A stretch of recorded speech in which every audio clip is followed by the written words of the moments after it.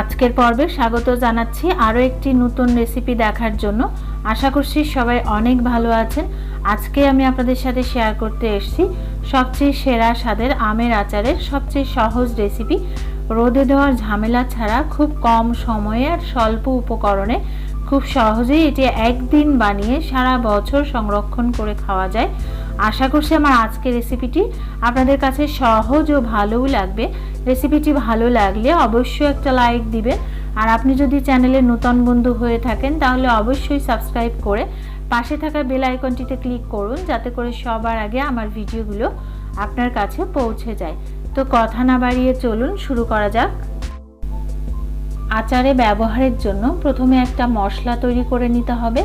তার জন্য একটা ফ্রাই প্যানের মধ্যে আমি নিয়ে নিচ্ছি 1 চামচ পাঁচফোড়ন, 1 চামচ গোটা ধনে, 1 চামচ গোটা জিরে, 1 চামচ মৌরি, আর নিয়ে নিচ্ছি 5 থেকে 7টা শুকনো লঙ্কা আর বোটা সহ এখানে নিয়ে নিচ্ছি। মিডিয়াম টু লো আছে এটাকে একটু ভেজে নিতে হবে, তবে এটাকে খুব বেশি ভাজার দরকার নেই। জাস্ট একটা সুন্দর ফ্লেভার বের হলেই এটাকে নামিয়ে ঠান্ডা করে গুঁড়ো করে নিতে হবে। একেবারে পুরোপুরি ভাজার কোনো দরকার নেই। আর এই পর্যায়ে আমার কিন্তু সুন্দর একটা ফ্লেভার চলে আসছে। আমি একটা স্টিলের প্লেটে নামিয়ে নিচ্ছি, এরপর একটু বিছিয়ে দিচ্ছি। ঠান্ডা হলে এটাকে আমি গ্রাইন্ডারে গুঁড়ো করে নেব। এবারে আচার বানানোর জন্য আমি আবারও চুলায় একটা প্যান বসিয়ে দিয়েছি, আর এর মধ্যে দিয়ে দিচ্ছি 3 টেবিল চামচ সরিষার তেল। আমি এখানে 3 টেবিল চামচ সরিষার তেল ব্যবহার করছি, তবে আপনারা চাইলে এখানে 1/4 কাপ সরিষার তেল কিংবা 1/3 কাপ তেলও ব্যবহার করতে পারেন। আমি আচারে তেলের পরিমাণটা একটু কম ব্যবহার করব, তাই 3 টেবিল চামচ পরিমাণ তেল দিয়ে দিয়েছি।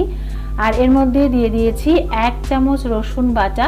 রসুন বাটা দিয়ে খুব ভালো করে লাল করে ভেজে নিয়েছি, এতে করে রসুনের একটা সুন্দর গন্ধ বেরিয়েছে। আর এর মধ্যে দিয়ে দিচ্ছি 2টা শুকনো লঙ্কা আর আধা চা চামচ পাঁচফোড়ন দিয়ে 1 মিনিট মতো ভেজে নিয়েছি। সুন্দর একটা গন্ধ চলে এসছে। ভাজার পর এর মধ্যে দিয়ে দিচ্ছি 1 চামচ সাদা সরিষা বাটা। সরিষা বাটা দিয়েও 1 মিনিট মতো মিডিয়াম টু লো আছে ভেজে নিতে হবে। আর খেয়াল রাখতে হবে মশলাটা যেন তলানিতে পুড়ে না যায়, সেক্ষেত্রে বারবার নাড়তে হবে। আর এখানে আমি নিয়ে নিয়েছি 1 কেজির একটু কম আমটাকে গোটা অবস্থায় ধুয়ে তারপরে কেটে নিয়েছি। আর আমের খোসাগুলো একটু সবুজ রেখে কেটেছি, এতে করে আচারটা খেতেও সুন্দর লাগবে আর দেখতেও বেশ ভালো লাগছে। আর এখনকার আম যেহেতু একটু শক্ত হয়ে গেছে, তাই এই আম দিয়ে কিন্তু এই আচারটা খুব বেশি ভালো হয়। আর এটা খুব বেশি নরম আচার হবে না, একটু গোটা গোটা আচারটা থাকবে। এই পর্যায়ে আমগুলো তেলের মধ্যে দিয়ে ভেজে নিতে হবে। আর আমগুলো ভাজার সময় এর মধ্যে দিয়ে দিয়েছি 1/2 টিস্পুন হলুদের গুঁড়ো, 1 টিস্পুন মরিচের গুঁড়ো, আর দিয়ে দিয়েছি 2 টিস্পুন লবণ। লবণটা আপনাদের স্বাদ অনুযায়ী এখানে ব্যবহার করবেন। 4 থেকে 5 মিনিট মিডিয়াম টু লো আছে আমগুলো ভেজে নেওয়ার পর এর মধ্যে আমি অ্যাড করছি 1/2 কাপ চিনি।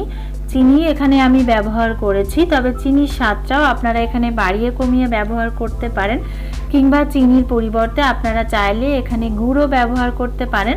আবার চাইলে 1/2 চিনি 1/2 গুড় দিয়েও এই আচারটা বানাতে পারেন। তবে আমার হাতের কাছে গুড়টা ছিল না, তাই আমি চিনি দিয়ে এই আচারটা বানাচ্ছি। এরপর চিনিটা দিয়ে ঢাকা দিয়ে 4 থেকে 5 মিনিট লো আছে আমটাকে সিদ্ধ করে নিতে হবে। আর এই পর্যায়ে দেখে বুঝতে পারছেন চিনিটাও মেল্ট হয়ে গেছে, আর আম থেকেও কিন্তু অনেকটা জল বেরিয়েছে। আর এই পর্যায়ে কিন্তু আরও 3 থেকে 4 মিনিট এটাকে রান্না করে নিতে হবে। আর মশলাটা আমার গুঁড়ো করা হয়ে গেছে, দেখে বুঝতে পারছেন যে এটা ঠিক কেমন গুঁড়ো হয়েছে। এটা কিন্তু একেবারে মিহি গুঁড়ো হয়নি, কিছুটা দানা দানা আছে, আবার কিছুটা মিহি হয়েছে। তো এই পর্যায়ে আমার মশলাগুলো সব ব্যবহার করব না, আমি এখানে 1.5 চামচ পরিমাণ মশলা ব্যবহার করব। বাকি মশলাটা আমি রেখে দিব, পরে আবার কখনো আচার বানালে সেটাতে ব্যবহার করব। মশলা দিয়ে আবারও নেড়ে চেড়ে 3 থেকে 4 মিনিট এটাকে রান্না করে নিতে হবে। আর এই পর্যায়ে আমি দিয়ে দিচ্ছি 1 টেবিল স্পুন ভিনেগার। ভিনেগার তো আপনারা জানেনই, এটা প্রিজারভেটিভ হিসেবে কাজ করে, এই আমটা দীর্ঘদিন ভালো রাখতে সাহায্য করবে। আর এই পর্যায়ে নাড়তে নাড়তে আপনারা গ্রেভিটা ঠিক কেমন রাখবেন সেই পর্যায়ে আচারটা নামিয়ে নেবেন। এই পর্যায়ে আমি একটু শুকনা শুকনা করব, সেই ক্ষেত্রে আমি আরও 2 মিনিট মতো এটাকে রান্না করে নিব। আর তাছাড়াও এটা গ্রেভিটা আপনাদেরকে একটু দেখিয়ে দিচ্ছি এটা কেমন হয়েছে। এই পর্যায়ে কিন্তু এই অবস্থায় আছে, খুব বেশি পাতলা না আবার খুব বেশি ঘনও না, তবে এটা ঠান্ডা হয়ে যাওয়ার পর আরও কিছুটা ঘন হয়ে যাবে। তো এই পর্যায়ে আমি চুলাটা নিভিয়ে দিয়ে এটাকে ঠান্ডা করে নিয়েছি। আর দেখে বুঝতে পারছেন এটা কিন্তু একেবারেই গায়ে গায়ে গ্রেভিটা লেগে গেছে আর আচারটা কিন্তু একদম রেডি হয়ে গেছে। এরপর এটাকে একটা বয়ামে ভরে সংরক্ষণ করুন। নর্মাল ফ্রিজে 1 বছর পর্যন্ত রাখতে পারবেন, আর যদি বাইরে রাখেন তাহলে মাঝে মাঝে রৌদ্র দিয়ে এটাকে সংরক্ষণ করতে পারবেন। দেখলেন তো কত সহজে তৈরি হয়ে গেল আজকের সবচেয়ে সেরা স্বাদের আমের আচার। একবার বানিয়ে রোদে দেওয়ার ঝামেলা ছাড়াই সারা বছর এটা সংরক্ষণ করে খেতে পারবেন। আশা করছি রেসিপিটি ভালো লেগেছে। ভালো লাগলে অবশ্যই একটা লাইক দিন, সুন্দর সুন্দর কমেন্ট করুন আর বেশি বেশি শেয়ার করুন। এরকম আরও সহজ ও সুন্দর সুন্দর রেসিপি পেতে চাইলে অবশ্যই সাবস্ক্রাইব করে আমাকে সাপোর্ট করুন, কারণ আপনাদের লাইক কমেন্ট শেয়ার সাবস্ক্রাইব আমাকে অনেক বেশি আনন্দিত করে। সবাই খুব ভালো থাকবেন। Thank you so much.